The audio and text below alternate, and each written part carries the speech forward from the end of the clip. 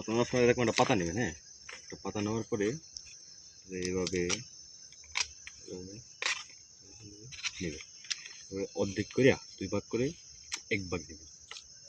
1 ভাগ নেওয়ার পরে এই যে এই শলাটা আছে না, শলাটার এইভাবে ফালাই দেবেন। ফলার পরে